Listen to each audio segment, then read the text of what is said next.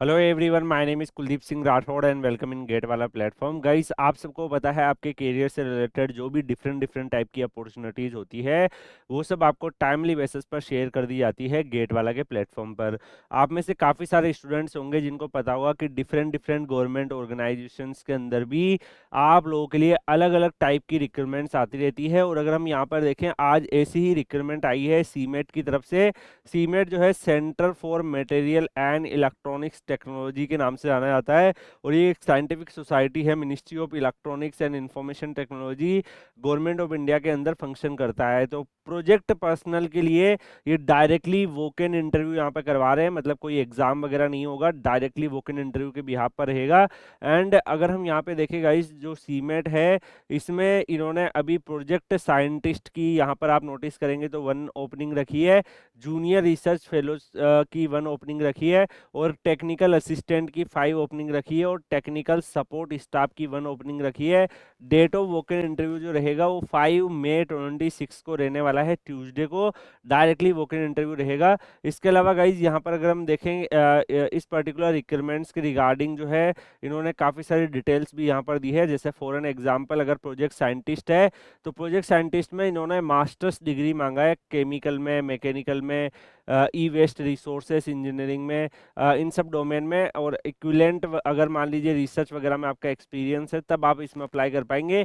58,000 plus 30% HRA यानी कि 75,400 जो है पर मंथ आपको यहाँ पर मिलने वाला है। इसके अलावा जूनियर रिसर्च फेलोशिप्स जो है इसमें कौन कौन अप्लाई कर सकता है, तो जूनियर रिसर्च फेलोशिप्स में अगर आप यहाँ पे देखेंगे, first class 60% BTech, B in metallurgy, chemical, environmental, mechanical, material science, electrical engineering अगर आपने कर रखा है तो this is the compulsory. Desirable अगर आपके पास है तो बढ़िया है, ये मैंडेटरी नहीं है, ओनली इसेंशियल वाला ही आपका कंपलसरी है। इसमें 31,000 प्लस आपको 30% एचआरए यानी कि 40,300 जो है टोटल आपको यहाँ पर मिलेगा। इसके अलावा गाइज नेक्स्ट अगर हम बात करें तो टेक्निकल असिस्टेंट का भी यहाँ पर ओपनिंग है। इसमें डिप्लोमा अगर आपका मेटलर्जी, केमिकल, मैकेनिकल इंजीनियरिंग में है तो you can apply, this is the essential qualification. ये डिजायरेबल है, अगर मान लीजिए किसी के पास है तो बढ़िया है, नहीं तो इसके भी यहाँ पर भी सिलेक्शन हो जाएगा। यहाँ पे 26,000 आपको मिलेगा। इसके अलावा टेक्निकल सपोर्ट स्टाफ में आईटीआई वाले बच्चों के लिए ओपनिंग इन्होंने रखी है।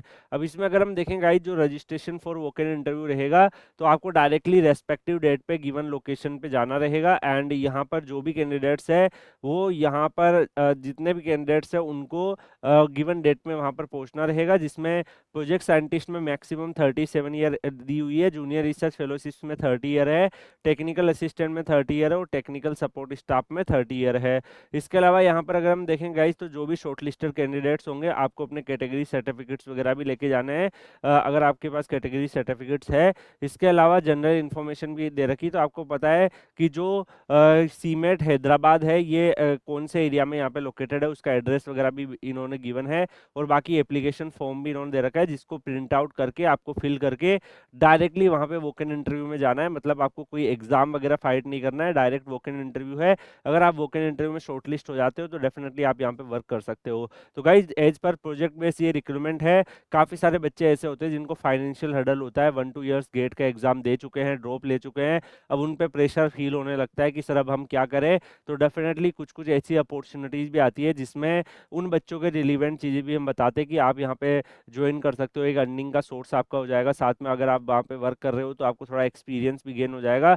और साथ ही साथ जो है लाइक आप अपने कॉम्पिटिशन एग्जाम जैसे ईएसी गेट की प्रिपरेशन को भी कंटिन्यू कर सकते हो। तो बाकी जो स्टूडेंट्स हैं आप लोग के लिए जो रेगुलर रिक्वायरमेंट है, जैसे इफको आया था कल ही, आप उसमें अप्लाई करो। ऐसा जरूरी नहीं है कि सारे नोटिफिकेशन आपके रिलीवेंट होंगे, मतलब सारे नोटिफिकेशंस में आप जो चाहो आपका जो एलिजिबिलिटी हो वही मिले आपको, ऐसा पॉसिबल नहीं है। अलग अलग टाइप के जो स्टूडेंट्स हैं, एज ए टीचर हमारी रेस्पॉन्सिबिलिटी बनती है सारे स्टूडेंट्स को ध्यान रखना, जिसमें कुछ स्टूडेंट्स ऐसे भी निकलते हैं जिनको लाइक सर मैं 2-3 साल से दे रहा हूँ, कोई जॉब नहीं है, मुझे अर्निंग का सोर्स चाहिए, मेरी फैमिली प्रेशर में है। So this type of students के लिए भी जो अपॉर्चुनिटी आती है हम वो भी बताएंगे। फाइनल ईयर वाले जो होते हैं उनके लिए भी बताएंगे। जो पास आउट हो चुके हैं, एक्सपीरियंस 1-2 ईयर का एक्सपीरियंस पे आती है वो भी हम बताएंगे। तो सारी अपॉर्चुनिटीज आपको बताती है, आपको जो आपके काम की लगे, जो आपको लगे कि आपके रिलेवेंट है, उसमें अप्लाई कर सकते हैं। बाकी हम लोग मिलेंगे नेक्स्ट सेशन में किसी और अपडेट के साथ। ये पीडीएफ आपको Kuldeep sir underscore PW Telegram channel पर मिल जाएगी, वहां से डाउनलोड कर लीजिएगा। मिलते हैं नेक्स्ट सेशन में, तब तक के लिए good bye, take care, see you.